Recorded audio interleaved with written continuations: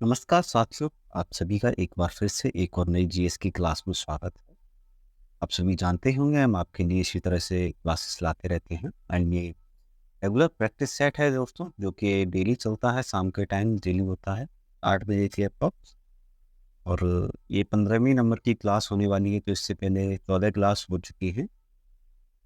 आप चाहें तो मेरे हिसाब से तो उनको पहले देखिए, उसके बाद आप एक क्लास नंबर 1 से स्टार्ट करेंगे तो ज़्यादा फ़ायदा रहेगा मेरे हिसाब से। और एसएससी के सभी एग्ज़ाम के लिए आप इसे ले सकते हैं, GD, MPS, CHSL, CPO, CGL, सभी एग्ज़ाम के लिए आप इसे ले सकते हैं। यूपीपी के लिए भी ले सकते हैं, दिल्ली पुलिस के लिए भी इसे ले सकते हैं क्लास। और ये दोस्तों प्रीवियस ईयर्स के सभी क्वेश्चंस का प्रैक्टिस सेट होने वाला है। चलिए टाइम वेस्ट ना करते हुए क्लास को स्टार्ट कर लेते हैं। और आप सभी से एक बार फिर से रिक्वेस्ट है कि चैनल को सब्सक्राइब कर लीजिएगा और वीडियो को लाइक भी कर दीजिएगा।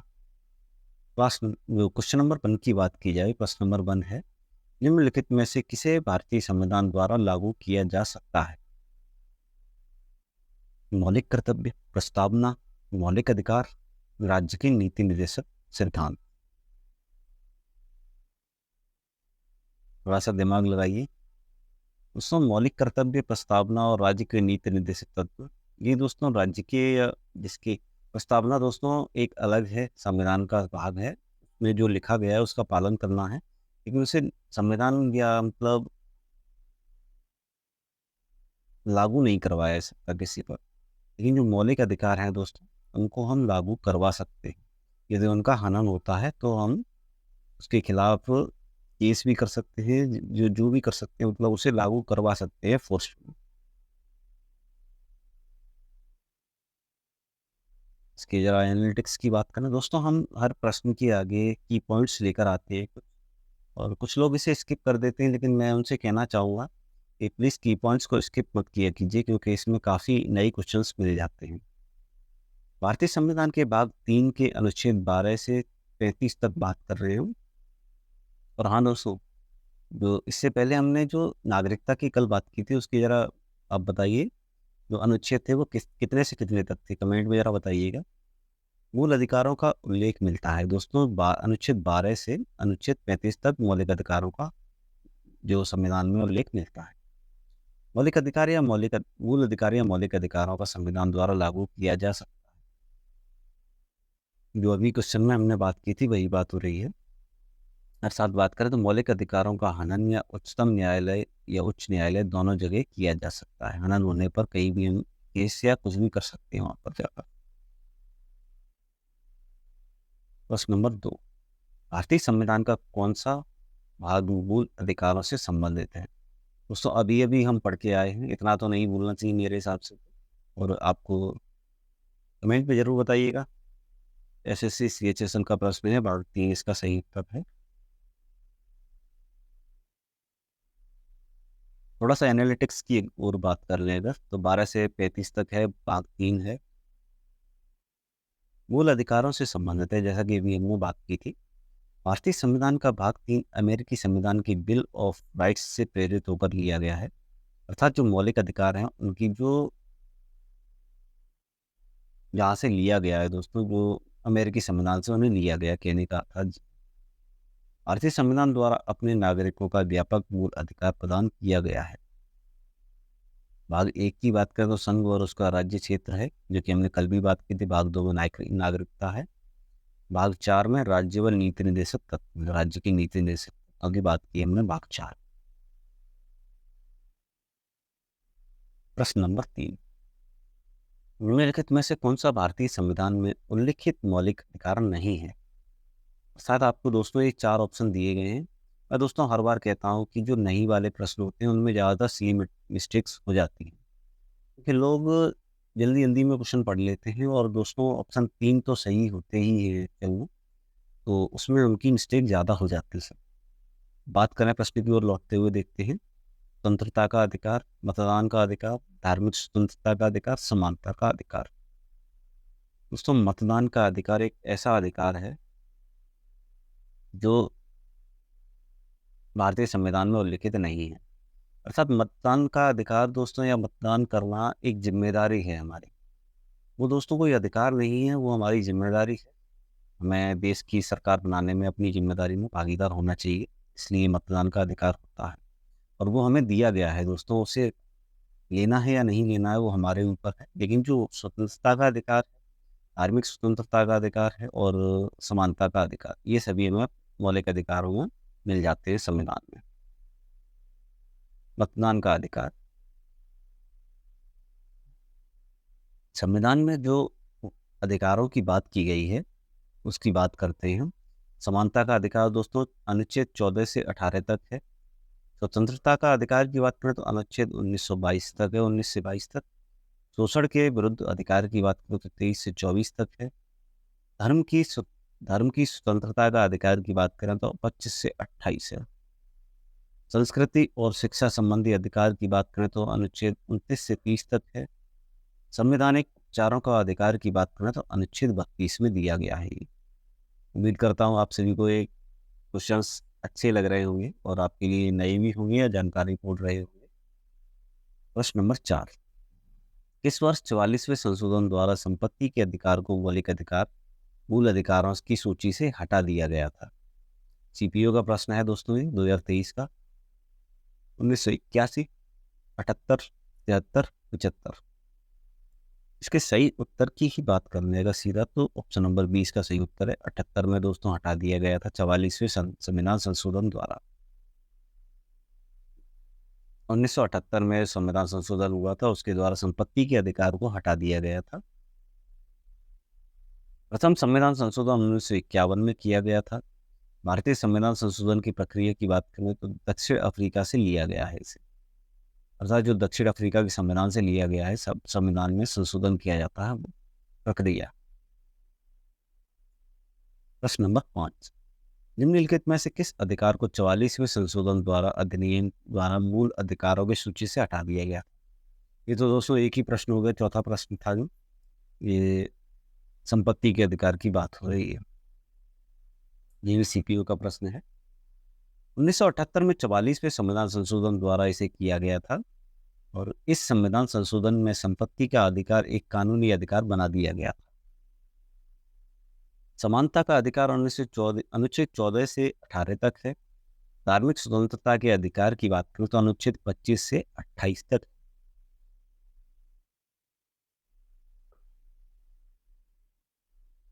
दोस्तों अगर अभी तक आपने वीडियो को लाइक नहीं किया है तो प्लीज़ वीडियो को लाइक ज़रूर कर लीजिएगा और यदि आपको कोई भी परेशानी है या किसी भी तरह से आप हमारी मदद चाहते हैं तो आप हमें कमेंट पर पूछ सकते हैं सभी प्रकार के क्वेश्चंस, हम आपकी ज़रूर हेल्प करेंगे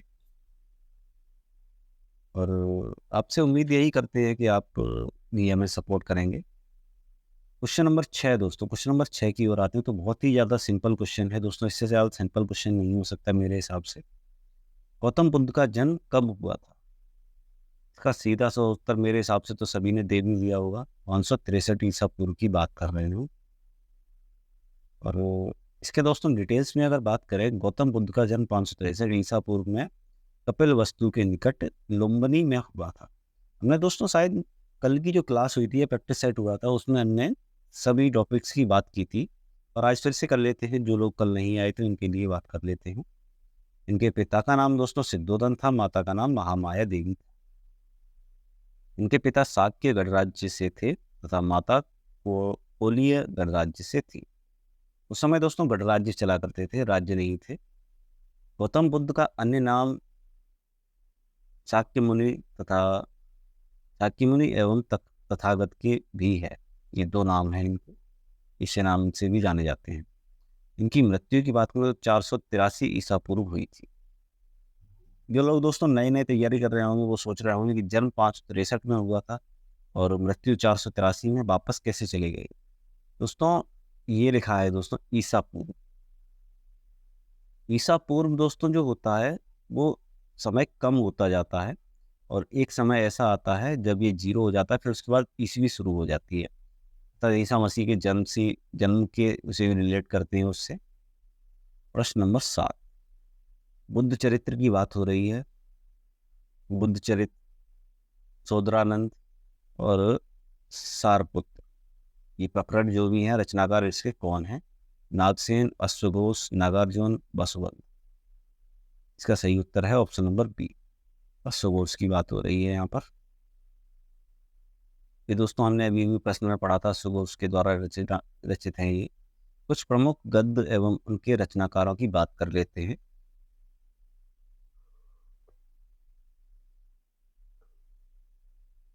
मिलिंद पन्नो, ये नागसेन द्वारा लिखित है।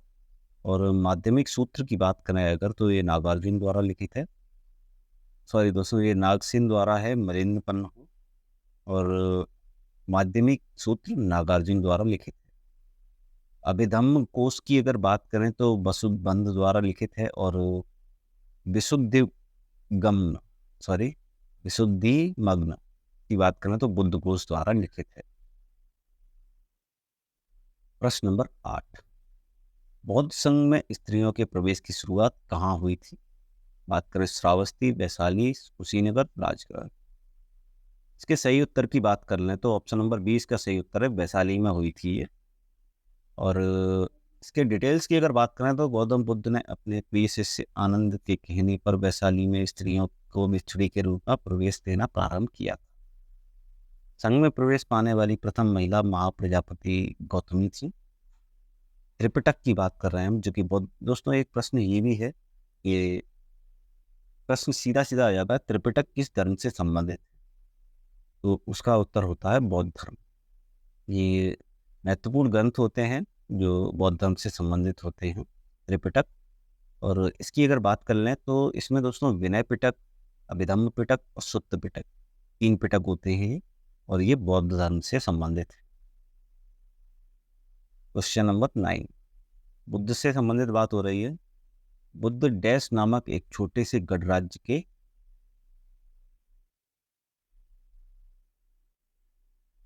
इसका आंसर बताइएगा। मैंने दोस्तों शायद अभी कुछ देर पहले भी इसका आंसर बताया है सभी को। बात करें आंसर की तो साक्य इसका सही आंसर है। साक्यगढ़ की बात हो रही है, और ये एमटीएस का प्रश्न है। तो ये थोड़ा सा सिंपल ही प्रश्न है, ज़्यादा हार्ड प्रश्न नहीं है। और चलिए आगे बढ़ते हैं। गौतम बुद्ध के पिता की बात करें तो शुद्धोधन नाम था इनका। ये कपिलवस्तु के शाक्य के गणराज्य के थे अर्थात, इसलिए गौतम बुद्ध साकीगढ़ के संबंधित थे। हमने दोस्तों थोड़ी देर पहले ही एक प्रश्न में भी बात की थी इसकी। बुद्ध को साक्य मुनि के नाम से भी जाना जाता है, इसकी भी बात की थी हमने, कुछ नया नहीं है ये। प्रश्न नंबर 10, महाबोधि मंदिर की परिसर की बात हो रही है, ये किसके जीवन से संबंधित या सीधा संबंध है इसका? ये भी एमटीएस का प्रश्न है। एमटीएस 2022 का है और 2023 में भी आ चुका है। मुगल वंश, सिख वंश, भगवान बुद्ध, जैन तीर्थंकर। दोस्तों जो तीर्थंकर शब्द भी सुना होगा आपने, एक त्रिपिटक और तीर्थंकर। तीर्थंकर दोस्तों जैन धर्म में हुए हैं, त्रिपिटक जो है वो बौद्ध धर्म का हिस्सा है। प्रश्न पर आते हैं तो ऑप्शन नंबर सी इसका सही उत्तर है, बौद्ध भगवान बुद्ध की बात हो रही है। महाबोधि परिसर इनके संबंधित है इनसे।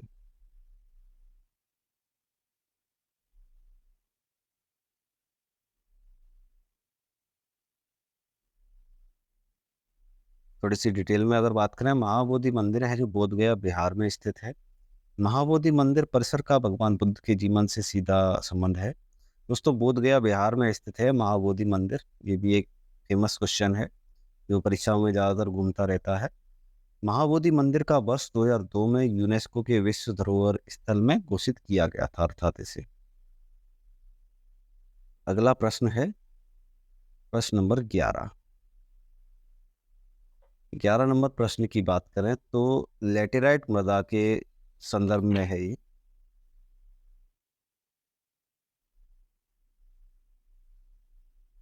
माफ कीजिएगा, लेटेराइट मृदा के संदर्भ में निम्नलिखित में से कौन सा कथन सही नहीं है?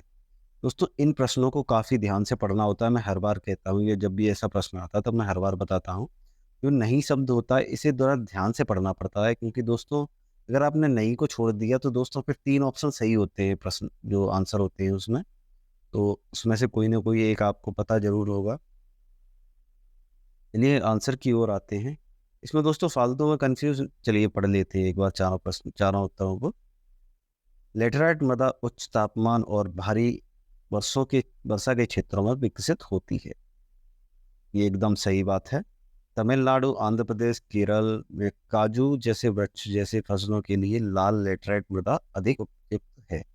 ये भी सही बात है, दोनों सही हैं। इनमें सामान्यतः ह्यूमस काफी मात्रा में होती है। ये दोस्तों गलत बात है। ये मृदा चाय और कॉफी उगाने के लिए बहुत उपयोगी है। ये भी सही बात है। तो इस प्रश्न के उत्तर की बात करें तो ऑप्शन नंबर सी इस प्रश्न का उत्तर है और CHSL 2023 का प्रश्न है ये। वैसे तो दोस्तों हमने सभी पॉइंट्स की पहले ही बात कर ली है, इसमें थोड़ी सी ये बात करना है। तो लेटराइट जो मिट्टी है भीगने पर कोमल और सूखने पर कठोर हो जाती है। यह मिट्टी की इस मिट्टी में बात करें तो लोहे व एल्यूमिनियम की मात्रा अधिक पाई जाती है। इस मिट्टी में उगाई जाने वाली फसलें रागी, काजू, चाय, कॉफी, रबर, सिलिकॉन आदि होती हैं। इस मिट्टी में पोषक पोषक तत्वों की बात करें तो काफ़ी कमी पाई जाती है पोषक तत्वों, अर्थात जिन फसलों में पोषक तत्वों की कमी के ज़्यादा कमी मतलब कम ज़रूरत होती है वो इस मृदा में काफ़ी अच्छी उग जाती है। प्रश्न नंबर 12, निम्नलिखित में से कौन सी एशिया की सबसे बड़ी मीठे पानी की झील है? दोस्तों एशिया की बात हो रही है। भोजताल झील, कंवर झील, नक्की झील, बुल्डर झील। सही उत्तर है ऑप्शन नंबर बी, कंवर झील की बात हो रही है। आइए देखते हैं इसके बारे में। कंवर झील या कंबर झील या कंबर ताल की बात हो रही है, इसे कंबर ताल भी कहते हैं। एशिया की सबसे बड़ी मीठे पानी की गोखुर झील है ये। यह बिहार के बेगूसराय जिले में स्थित है। हमारे भारत में ही स्थित है, बेगूसराय जिले में, बिहार के।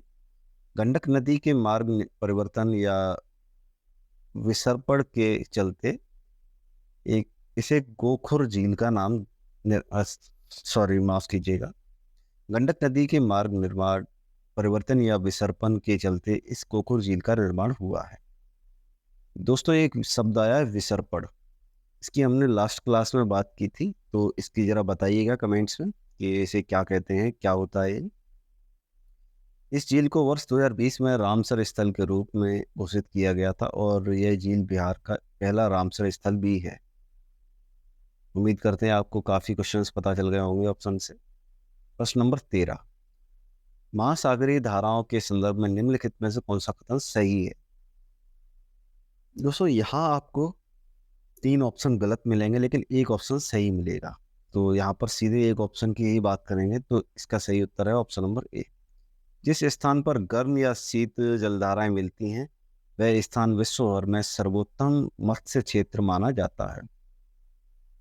अर्थात दोस्तों जो ज़्यादा ठंडा पानी होता है वहाँ पर भी मछलियाँ थोड़ी कम पाई जाती हैं और ज़्यादा गर्म होता है तो वहाँ पर भी कम पाई जाती हैं, लेकिन जो दोस्तों बीच का होता है नॉर्मल पानी वहाँ पर मछलियाँ ठीक ठाक मिल जाती हैं। तो मत्स्य पालन की बात हो रही है इसमें। ठंडी और गर्म जलधाराओं के मिलने के चलते प्लावन यानी अनप्लोविंग के कारण प्लैंकटन की संख्या वृद्धि हो जाती है और मछलियों को पर्याप्त आहार प्राप्ति होती है। इसके चलते यहाँ पर प्रचुर मात्रा में मछलियाँ पाई जाती हैं। जैसा कि मैंने अभी बताया था आपको, कम टेम्परेचर या नॉर्मल टेम्परेचर के चलते यहाँ पर ज़्यादा मछलियाँ पाई जाती हैं। यही कारण है कि इनके जलधाराओं मिलन स्थान पर सर्वोत्तम मत्स्य क्षेत्रों के रूप में जाना जाता है। उम्मीद करता हूँ आप सभी समझ गए होंगे। थोड़ा उदाहरण की बात है, ग्रांड बैंक आदि। ग्रांड बैंक होते हैं, बैंक मतलब दोस्तों जो पैसे वाले बैंकों की बात नहीं हो रही, बैंक मतलब किनारों की बात हो रही है। और लेब्राडोर महाद्वीप की बात करें तो ये लेब्राडोर महाद्वीप जलधारा है जो एक ठंडे जल की जलधारा है। ये दोस्तों एक सीधा सीधा प्रश्न हो गया आपके लिए। जो लेब्राडोर महासागरीय जलधारा है ये किस तरह की जलधारा है? तो एक ठंडे जल की जलधारा है।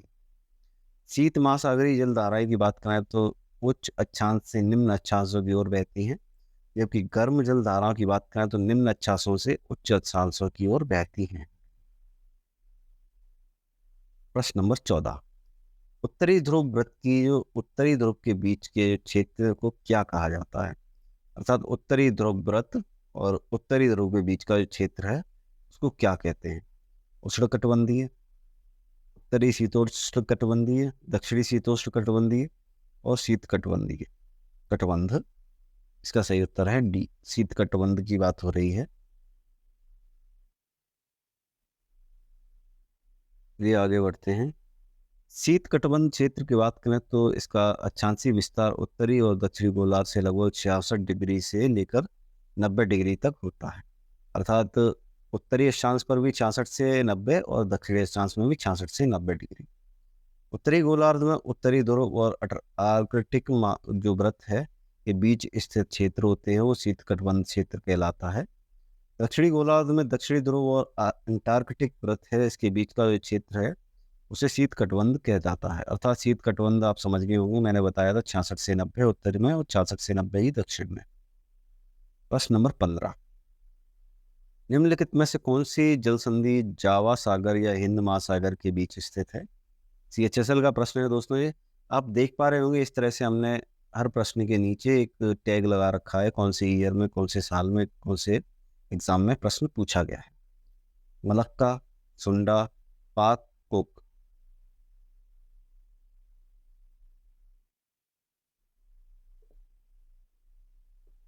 इसके उत्तर की बात कर लें तो ऑप्शन नंबर 20 का सही उत्तर है, सुंडा की बात हो रही है। थोड़ी सी डिटेल्स में अगर जाएंगे तो सुंडा जल संधि की बात करें तो इंडोनेशिया हिंद के जावा, माफ कीजिएगा, इंडोनेशिया के जावा और सुमात्रा द्वीपों के मध्य में है। और इसकी सागर की बात करें तो हिंद महासागर और जावा महासागर को जोड़ती है ये। मलक्का जल संधि की बात करें तो इंडोनेशिया व मलेशिया के मध्य है ये स्थित और अंडमान सागर में दक्षिण चीन सागर को जोड़ती है। पाक जल संधि की बात की जाए तो भारत एवं श्रीलंका के मध्य स्थित है ये। पाक से अर्थात दोस्तों भारत पाकिस्तान मत समझ लीजिएगा आप, इसमें दोस्तों कंफ्यूज मत होइएगा। मन्नार की खाड़ी तथा बंगाल की खाड़ी को जोड़ती है ये। कुक जल संधि न्यूजीलैंड के उत्तरी व दक्षिणी द्वीपों के मध्य स्थित है ये। दक्षिणी प्रशांत महासागर तथा तस्मान सागर को जोड़ती है ये।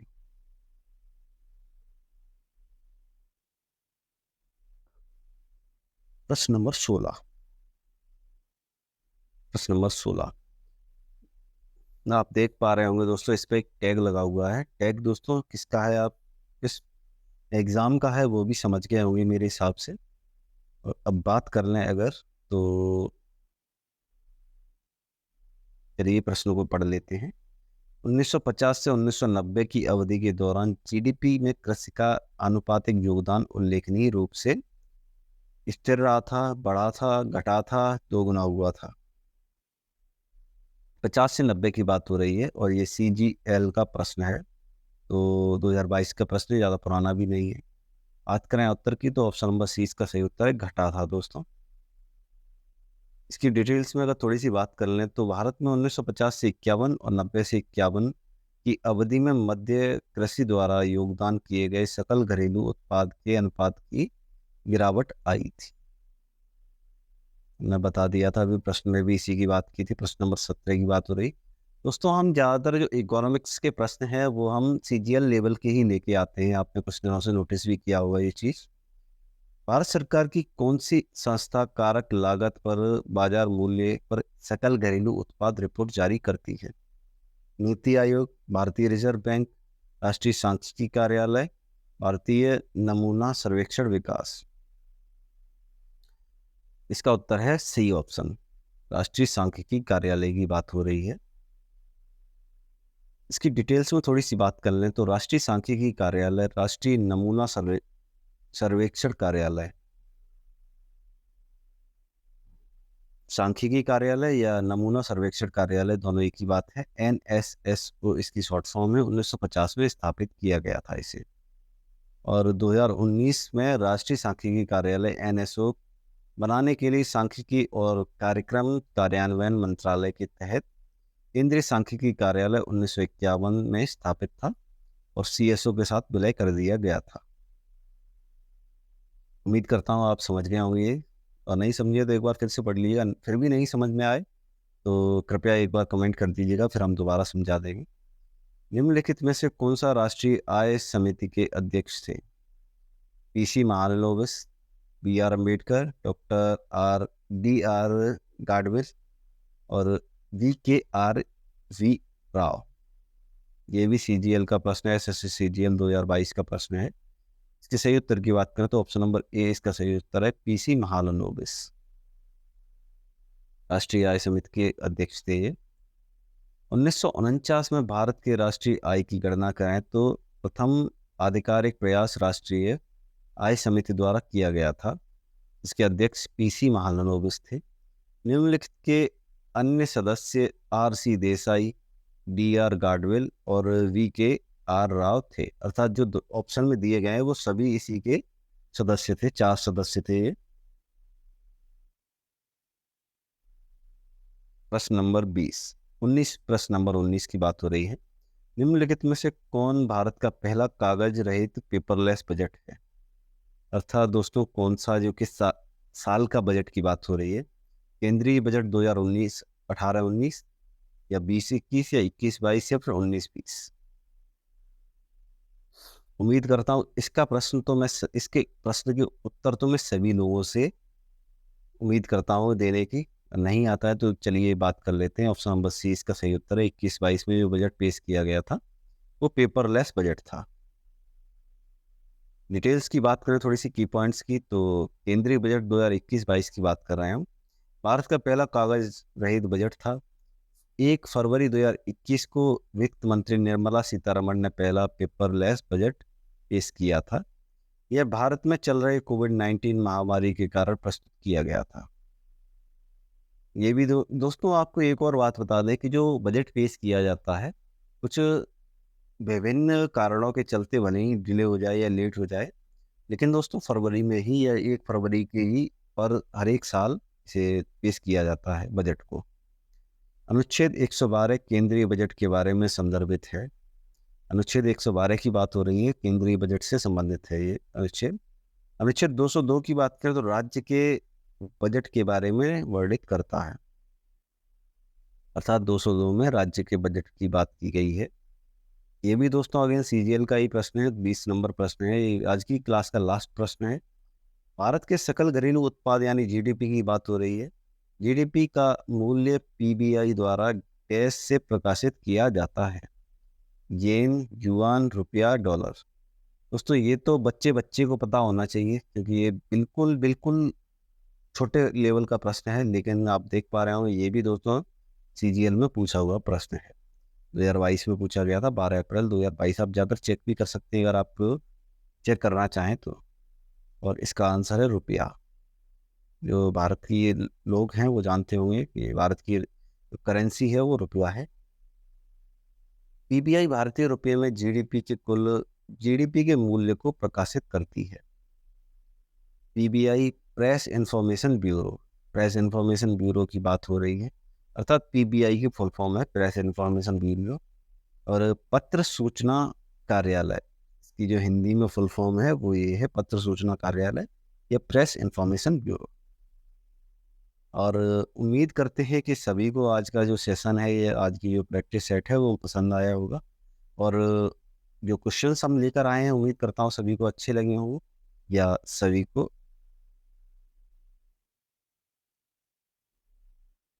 माफ़ कीजिएगा आवाज़ चली गई थी, या सभी को अच्छे लगे होंगे या सभी के लिए कुछ जानकारी पूर्ण भी रहे होंगे और सबके काम आएंगे, हमारा यही उद्देश्य है। और एक और चीज़ दोस्तों, ये सभी मोस्ट इम्पोर्टेंट प्रश्न हैं तो गलती से भी इन्हें मिस मत कीजिएगा। और आज की जो क्लास है उसे यहीं पर समाप्त कर लेते हैं। इस चैनल को सब्सक्राइब जरूर कर लीजिएगा ताकि हम इसी तरह से आपके लिए वीडियोस लाते रहें और हमें मोटिवेशन भी दोस्तों मिलता है सब्सक्राइब करते हैं चैनल को। और लाइक तो आप कर ही सकते हैं, भले ही आप सब्सक्राइब ना करें लेकिन लाइक तो कर ही सकते हैं वीडियो को। चलिए आपसे एक और नई क्लास में फिर से मुलाकात होगी और एक बेहतरीन प्रैक्टिस सेट के साथ हम आपसे फिर से मिलेंगे। तब तक के लिए हंसते रहिए, मुस्कुराते रहिए और अपनी तैयारी को एक बेहतर लेवल पर ले जाइएगा ज़रूर। चलिए फिर मुलाकात होगी। धन्यवाद।